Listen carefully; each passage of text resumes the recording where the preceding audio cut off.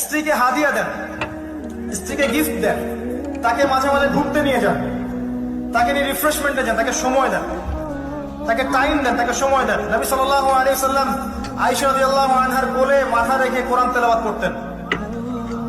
তার সাথে চাঁদনি রাতে দৌড়েছেন এবং চাঁদ দেখেছেন, সফর করেছেন, রাতের বেলা হেঁটেছেন, সময় দিয়েছেন।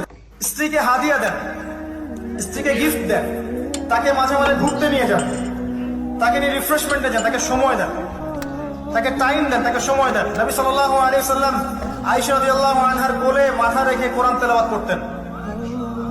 তার সাথে চাঁদনি রাতে দৌড়েছেন এবং চাঁদ দেখেছেন, সফর করেছেন, রাতের বেলা হেঁটেছেন, সময় দিয়েছেন। স্ত্রীদেরকে কখনো আঘাত দিবেন না। হ্যাঁ, ওরা একটু অবুঝ, ওরা একটু উল্টা বুঝে হতে পারে, কিন্তু সম্পদ তো আপনার।